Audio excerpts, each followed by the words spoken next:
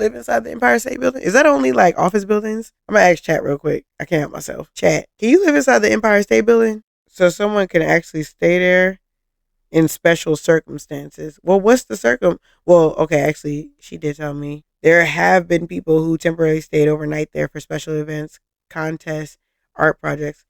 So it's a hotel? Not really. Go Cinderella, orgasm blush, lipstick, nigga seller, devil in a tight dress, girl, you a killer, and ain't nobody realer, go. Hey you guys, welcome to what is now the third episode of the Don't Quote Me podcast. I have so many things I want to yap about because I just started a new show. And it's called Desi Bling. So if you watch any of the Bling series on Netflix, you'll basically know what I'm talking about. I'm going to tell y'all a little bit about the characters. The show starts, they show this couple that I guess met on a real controversial reality TV show in India. The girl's like, oh yeah, we've been dating for 4 years and we're still not married. And I'm like, how long do Indians be dating before they really tie the knot? Because even though I don't know, it just seemed, that is kind of a long time. I feel like they do be getting married really fast. I realized why, because I see the guy and his wardrobe and just a little other mannerisms he's doing. And I said, I see. Really throughout the first episode, everybody's bugging the girlfriend, yeah, we see you guys aren't married and yada, yada, yada. And she just I don't know what's taking so long. Because have you seen him during the interviews?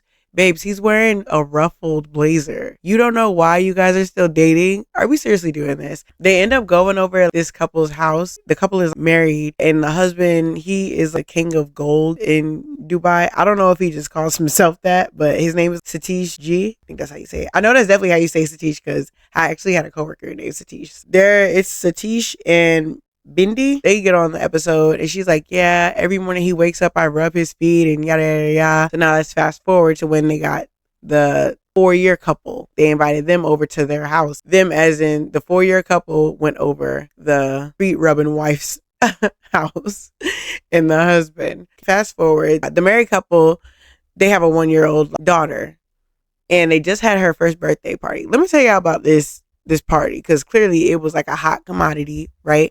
Apparently, they had the baby come out in a carriage. She was wearing a gold dress with a 24 karat gold jacket, they said. They had a cake descend from the ceiling.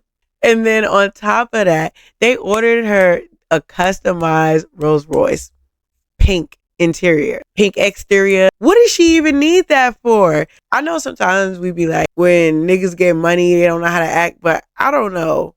Tell me why you need a Rolls-Royce for a 1-year-old. Some people really just got disposable income. I can almost bet you there's probably a family out there that needed a car or a few because, it's a Rolls-Royce. I'm sure you could have, I don't know. Things like that bother me. Who did you really buy that for? What's that sound where they be like, people are dying and you buying a fucking 1-year-old a pink Rolls-Royce? That's just not what I would do if I had money. That's not to say that he don't do, I don't really know because I didn't look it up because he might do charity work. I still feel like I would be very frugal. But apparently they went this all out because the wife had been trying to have a kid for 8 years. She ended up having a baby after, the 8 years of her being on IVF.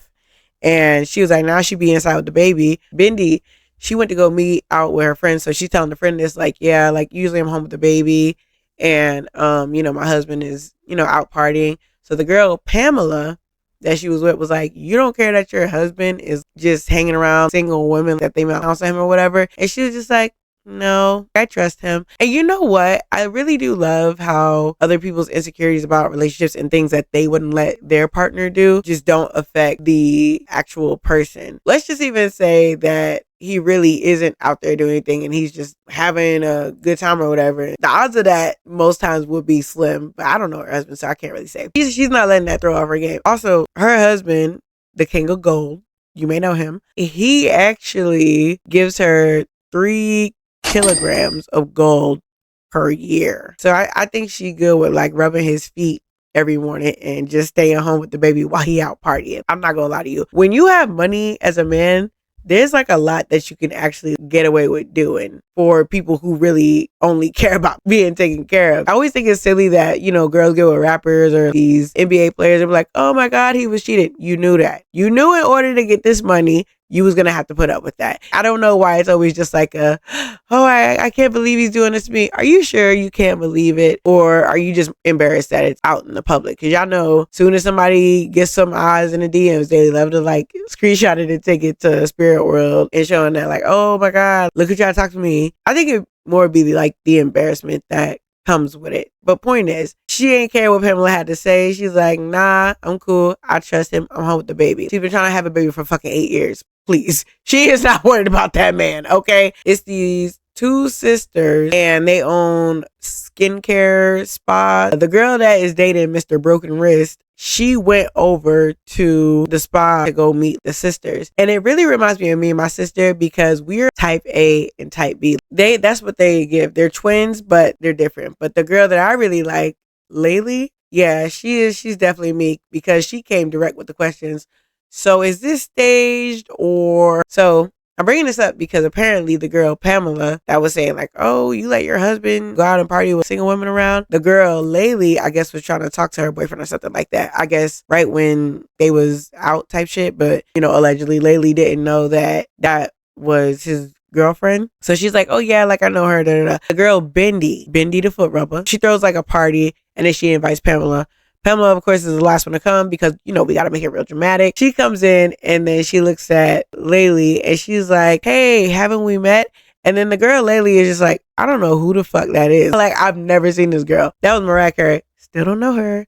She ends up sitting down and then everyone starts talking. Pamela is sitting like right across from Laylee. And Pamela's just like, are you sure we haven't met? Okay, bitch, you got something you want to say? Because that person would just piss me the fuck off. Why do you keep asking me, are you sure we haven't met? Are you sure we haven't met? What the fuck are you getting at? That shit would really piss me the fuck off. So then the girl again, Laylee is just like, I don't remember you. Still don't know you. Then I guess Bendy got sick of it, which I like her. Bendy got sick of it. She was just like, why are you acting like we wasn't just talking about her? You already told me that you know them. So then Pamela she was annoyed. I cut it off there because I was like, if I keep watching, I'm not going to record this episode. I'm going to forget all of my talking points. When the girl that's been dating the guy for 4 years went over to the spa, she was getting like a facial treatment. One of the twins was like, so judging by your face, you could actually choose between Salmon Sperm and I don't even remember the other one because I think my mind just stopped at sperm. Salmon Sperm? Whose idea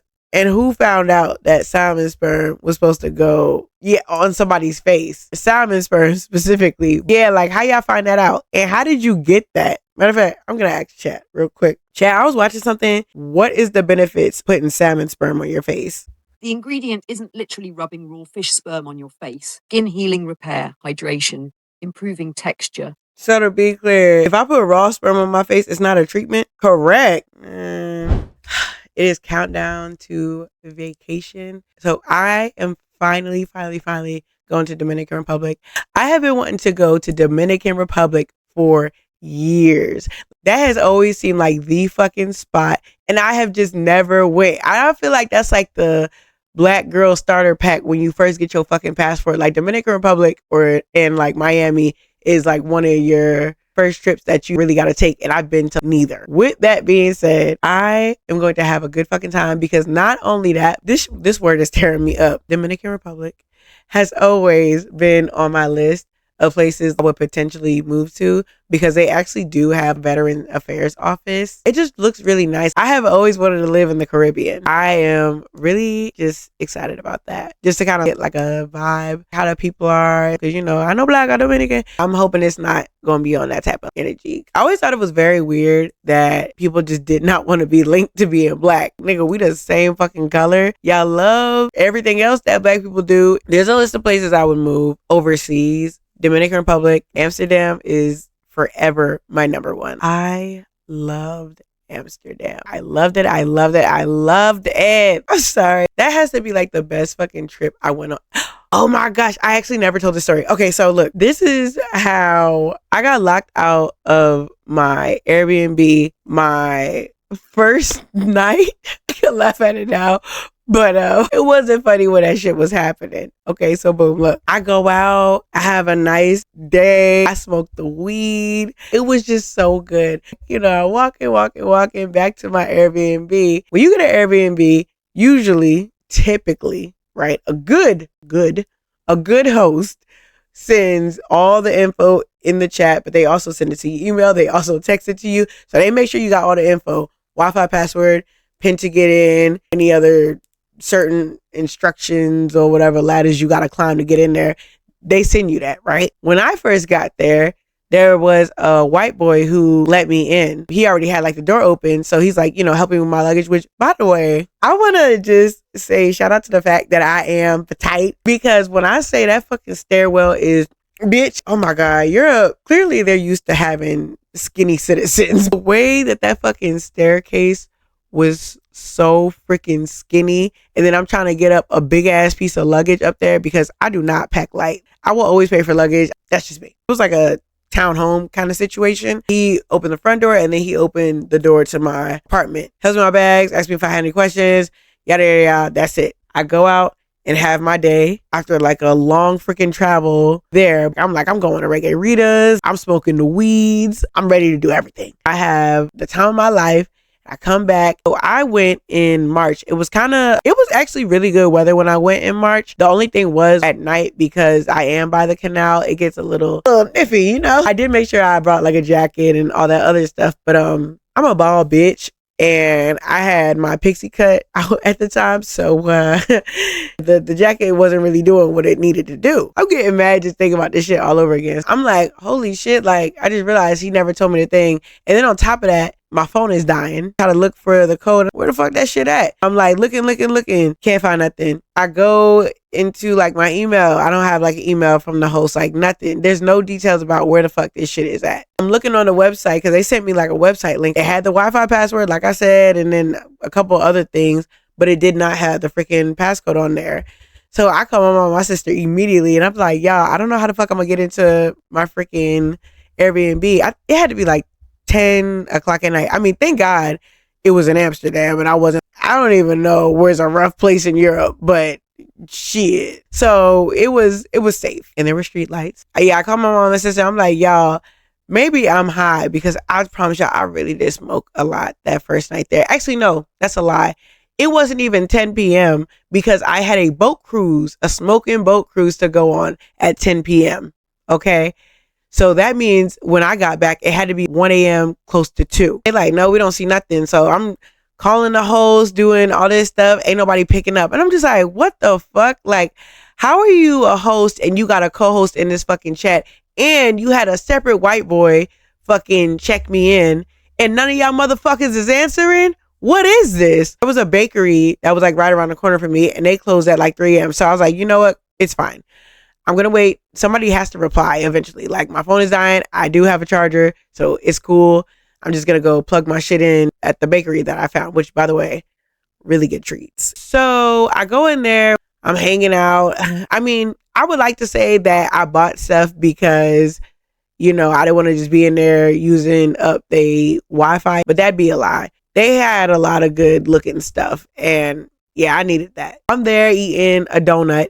And still no fucking hit up. So they closed at 4 a.m. Actually, they stayed like open really late. Shout out to them. They were so nice. I'm telling my mom and sister, like, I'm going to have to end up getting a hotel. Any message about what the fuck the passcode is to get into this fucking building. I ended up like booking a hotel on like Priceline. It was literally like 2 steps from where my Airbnb was. Same block. I go there like, hey, I have a reservation. I'm just going to need to stay tonight, blah, blah, blah, the situation. Okay, so then the guy looks, it's like this Indian dude. I'll never forget that nigga. He looks it up and he's like, I can't find your reservation. And I was like, what do you mean? Like, I just fucking reserved it. So then it dawned on me, but he ended up saying it anyways. And he was like, oh, that's why, because check-in is until noon. I said, okay, look here. Hi, I'm Alicia. I am an American citizen. I need a place to stay because you wouldn't believe it, but I am locked out of my Airbnb that is 2 steps away from this place. The room is paid for.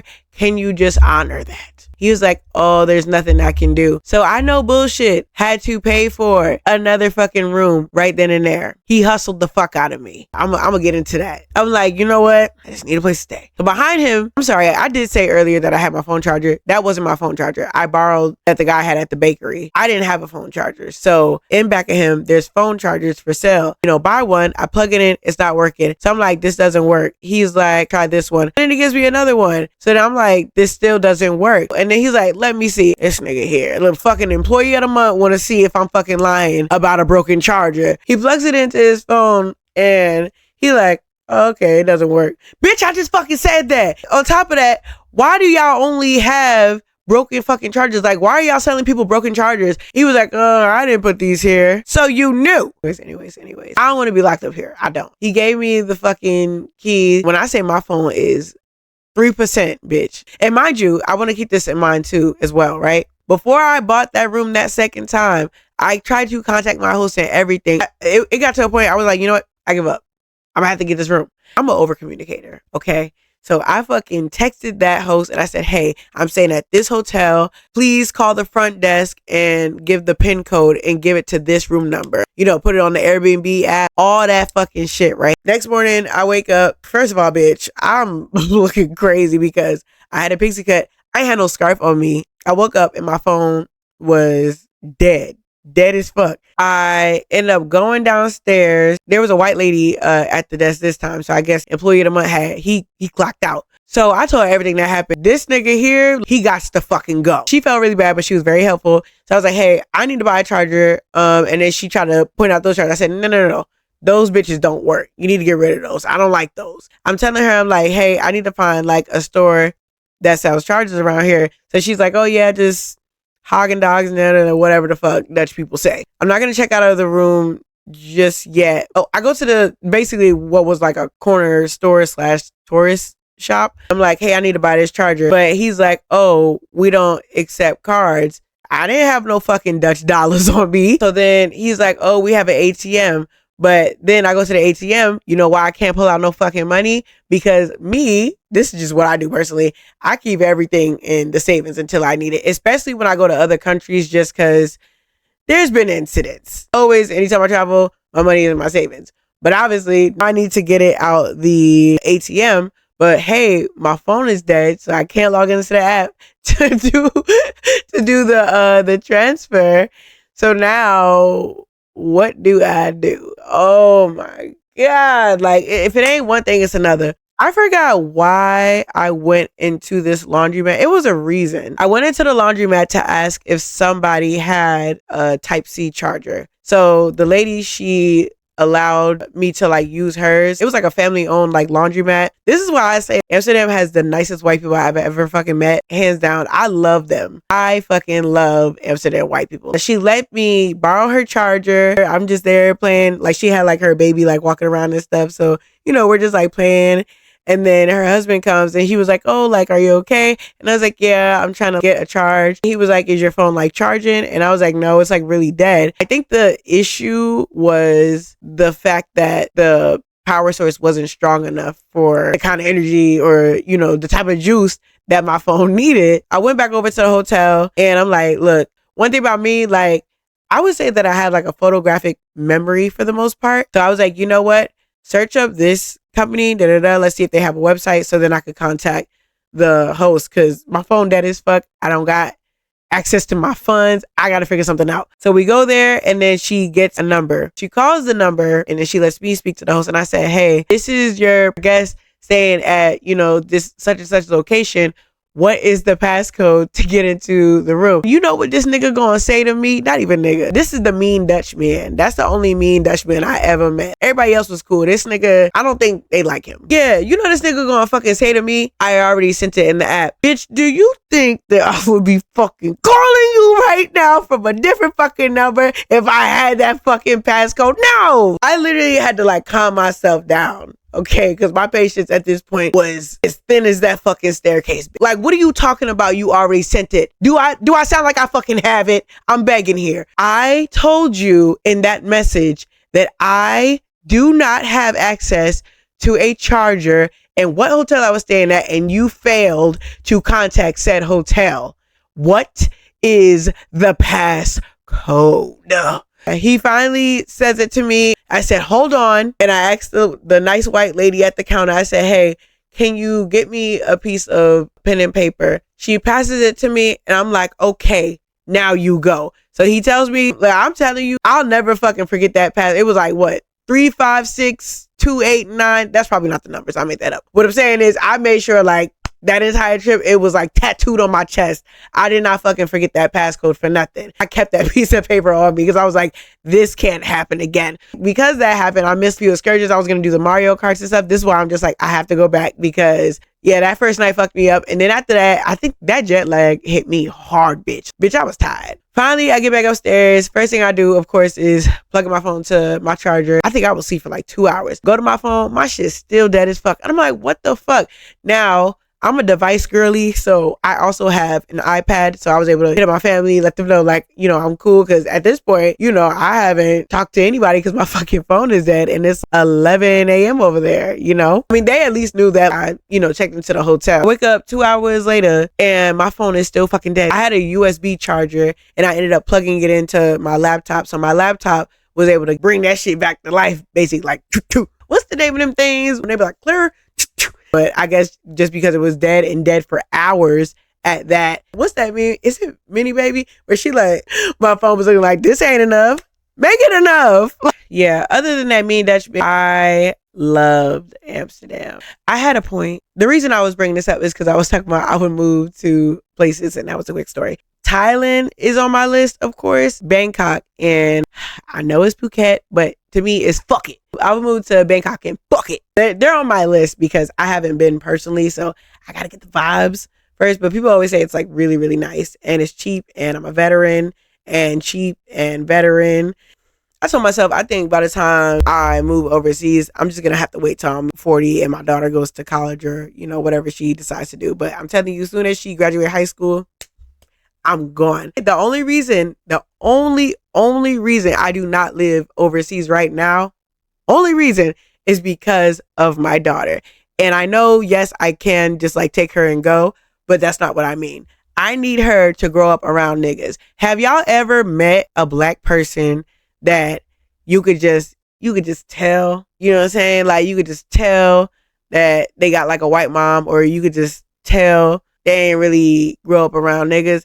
I don't want that for my daughter. I don't want her to be like a socially awkward around blacks kind of girl. That's not how I grew up. But I also feel like it would just be selfish upon me because she'd be like very robbed of that experience. Like I love growing up with niggas. I can wait. This is my time now to be parents. She don't got no siblings. So it's not like I could just say, oh, me and my daughters. No, I'm a one and done kind of girl. We can wait. However, am I thinking about we could possibly spend like a summer or something out there? Yes. On top of that, anytime we go somewhere, she is just always like in awe that there are other like black kids there. Her face just like lights up. I want to keep that. I'm about to go to the Dominican Republic. I was just out in Jersey. Now I got to go back because we going as a unit. There was like a really cheap flight, I think for like $196 from Spirit Airlines before they shut down. So my sister was trying to convince me, why not just like pay that instead of paying however much? Because I think it was a pretty penny. She was like, why don't you just fly Spirit? I said, absolutely not. I want to make sure this fucking trip happens. Listen, let me tell you something, okay? No shade to anybody that uses Spirit Airlines. I just wholeheartedly feel like you should always do what works for you in your pocket. I do what works for you, but I'm going to tell you what don't work for me. Spirit Airlines. I can't fucking do it. Sorry, well, obviously I can't fucking do it, but yes, I would see the flights and it was really fucking tempting, but I just fucking can't. I've seen too many bad things. So my sister trying to debate with me talking about some Spirit Airlines never had a plane crash. And so what? I'll tell you what they do have, a lot of delays. Take that. You know what my thing is?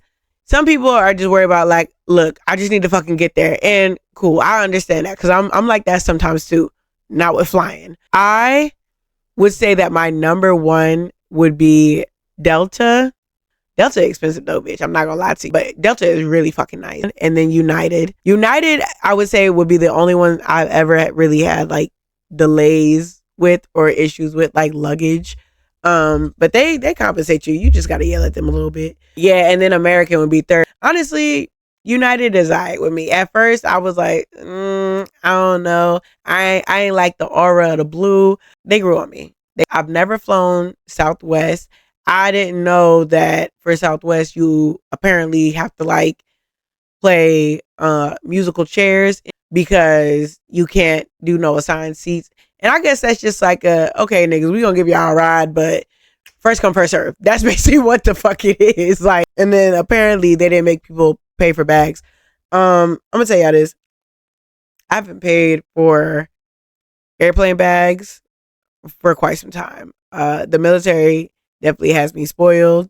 That's why I'm just like, sometimes I feel like, yeah, I'm a civilian, but like not. Like, I'm just a little different. I don't know what it's like to have to pay for bags because I really have never paid for bags, which, you know, it's a little bit of like a small flex. Obviously, like if you got, you know, points and shit, that's cool. But yeah, I don't know what that's like. But I'm sure people with points don't either. You know what I mean?